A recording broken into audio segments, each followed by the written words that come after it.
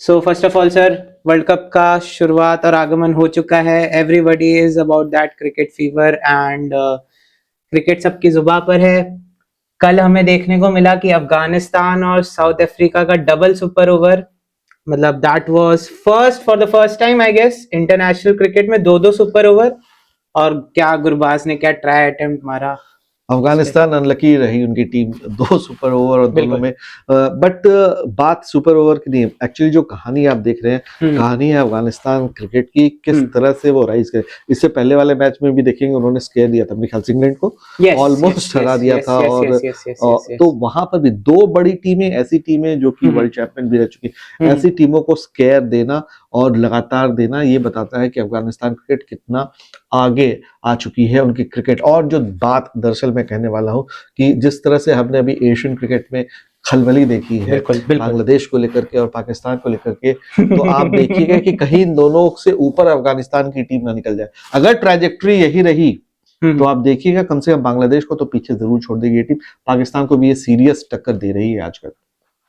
बिल्कुल सर, मेरे ख्याल से अब अफगानिस्तान का सफर अब ऑलमोस्ट मेरे ख्याल से एंड हो चुका है, क्योंकि वो पहला मैच न्यूजीलैंड से हार चुके हैं और साउथ अफ्रीका से बेटर लक सेकेंड ओवर में वो हार गए, सेकेंड सुपर ओवर में। And the next question that will be coming up is that is there a travel advantage for Pakistan to play all the matches in Sri Lanka, क्योंकि हर एक team India से travel करने श्रीलंका जाएगी, कंडीशंस बदल जाएंगी, stadium का रुख बदल जाएगा, वही बात है, वक्त जज्बात बदल जाएंगे, मौसम बदल जाएगा, देश बदल जाएगा।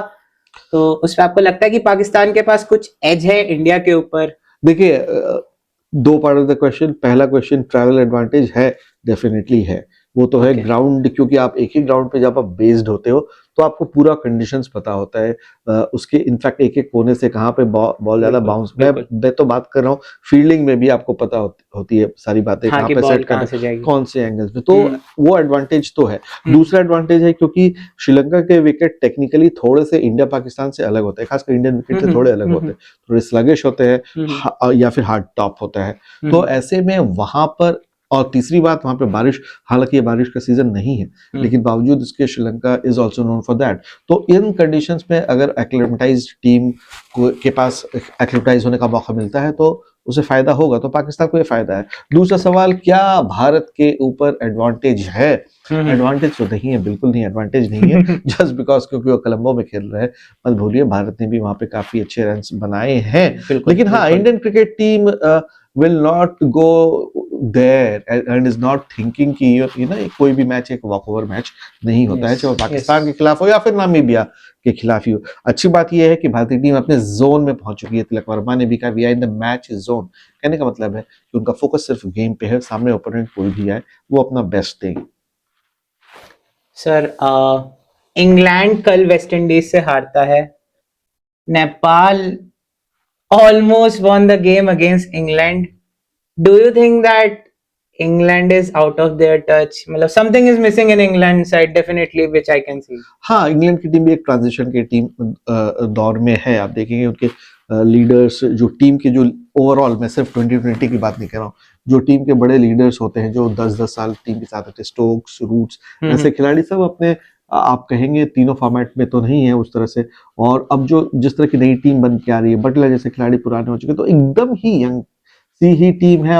और इंग्लैंड को थोड़ा बहुत जो फर्दर जो नुकसान एक्चुअली उनके क्रिकेट में हुआ है, अगर आप लॉन्ग टर्म में देखेंगे, उनके काउंटी क्रिकेट जिस तरह से डिमिनिश हुई है। इवन 10 साल पहले तक काउंटी क्रिकेट बहुत स्ट्रॉन्ग था, 20 साल पहले तक वो टॉप की काउंटी, मतलब टॉप की डोमेस्टिक क्रिकेट थी। अभी बहुत ज्यादा, और इसमें आप सिर्फ आईपीएल नहीं, उनके अपने डोमेस्टिक 100 ने भी उनको काफी नुकसान पहुंचा है। हाँ, 100 बॉलों का मात्र मुकाबला खेल के quality of game 100 is not what 2020 cricket is. It's different from that. 2020 cricket का कोई बहुत बड़ा टूर्नामेंट उनके पास नहीं है, 100 वो खेलते हैं, काउंटी क्रिकेट उनकी खत्म हो गई है। तो ओवरऑल उनकी जो लाइन ऑफ प्लेयर्स है वो उस लाइन पे असर पड़ा है, जिसको आप यहाँ पे भी देख रहे हैं। प्लस ट्रांजिशन का दौर तो है ही उनकी। Sir, do you think Brendon McCullum की कोचिंग में टीम वो तो अप एंड डाउन होगा, और उनका एक पर्टिकुलर स्टाइल है जिसे हम बेसबॉल कहते हैं। हाँ, बिल्कुल तो बिल्कुल वो ओपोनेंट देखते नहीं, बिल्कुल टारगेट देखते नहीं, रन देखते नहीं, बॉल है डिक्लेयर मारो। कब जब मर्जी हो तब कर देना पांच है। पांच के स्ट्राइक रेट से हाँ। हर ओवर में हम्म। आपको वो एवरेज चाहिए चाहिए। तो ऐसे ऐसे ऐसी उनकी कोचिंग रही है, उसका फायदा भी पहुंचा है, उसका नुकसान भी पहुंचेगा। ब्रेंडन मैकलम लेकिन क्या बैट्समैन थे 2020 क्रिकेट में। बिल्कुल पहली बिल्कुल। सेंचुरी आईपीएल की 2008 बैंगलोर की, कब क्या से बात, कब तक। क्या याद थी, क्या याद थी। 158 अगेंस्ट केकेआर। हाँ, अब सर बात कर लेते हैं पॉइंट्स टेबल की। पाकिस्तान सर टॉप पे चल रहा है, 2 मुकाबले खेले हैं, दोनों जीते हैं ग्रुप 1 में। India is on the second place after beating USA. Second group में हमारा श्रीलंका भी 2 मैचेस खेले हैं, दोनों जीते हैं। ऑस्ट्रेलिया ने भी एक मुकाबला खेला, एक जीता है। ग्रुप सी में बात करें, वेस्ट इंडीज 2 मैचेस खेले हैं, दोनों जीते हैं। स्कॉटलैंड एक खेला है, एक हारा है। और न्यूजीलैंड साउथ अफ्रीका तो उस ग्रुप में थ्रू है ही। तो कुल मिला के सवाल जो ये है कि क्या वेस्ट इंडीज और इंग्लैंड दोनों ही क्वालिफाई करेंगे ग्रुप सी से, अगर आपको लग रहा है तो। ग्रुप सी में आप देख ले, वेस्ट इंडीज 4 पॉइंट और इंग्लैंड तो आइडियली तो यही होना चाहिए कि आप इंग्लैंड और वेस्ट इंडीज को ही देखेंगे, क्योंकि स्कॉटलैंड के पास एक जीत तो जरूर है, लेकिन मुझे लगता है ओवरऑल आप देखेंगे इंग्लैंड आगे स्केप कर जाएगी। वेस्ट इंडीज पे नजर रखिएगा, क्योंकि जिस तरह की क्रिकेट वो खेलते हैं, और खासकर 2020 क्रिकेट में बहुत डेंजरस वो होते हैं। इनफैक्ट जब वर्ल्ड 11 बनती है तो उसमें वेस्ट इंडीज के प्लेयर को, मैं 2020 की बात कर रहा हूँ, सबसे पहले उन्हें सेलेक्ट करना चाहिए, क्योंकि वो सबसे अनप्रेडिक्टेबल और इस पर्टिकुलर मूड में है। इंडियन ग्रुप की आपने बात की, वहां पे इंडिया जल्दी ही टॉप पे, इनफैक्ट नामीबिया के मैच की बात, क्योंकि एक मैच ही खेला है भारतीय टीम ने भी, और फिर पाकिस्तान के खिलाफ उनको हरा के फिर क्लियर टॉप।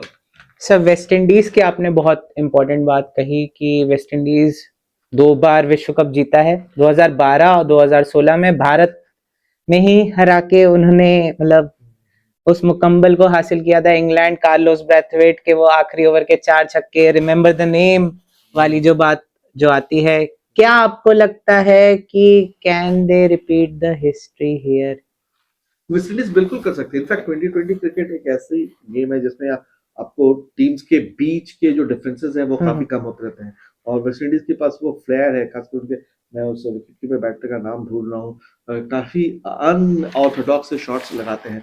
तो ओवरऑल इस टीम में दम है, जीत सकती है, क्यों नहीं जीत सकती। लेकिन हाँ, अगर आप कहेंगे कि टॉप फेवरेट है तो मैं ऐसा नहीं कहूंगा, मतलब इनफैक्ट टॉप 4 में आएगी वेस्ट इंडीज की टीम, मुझे ऐसा लग रहा है। अच्छा। इंडिया आप देखेंगे, वेस्ट इंडीज को देखेंगे, और ऑस्ट्रेलिया डेफिनेटली। इसके अलावा जो चौथी टीम वहां पे आप देखेंगे पाकिस्तान आ रही है, इंग्लैंड आ रही है, ओके या फिर okay South Africa, New Zealand okay. In fact. New Zealand. Thank you and that's for the wrap and welcome. चलो।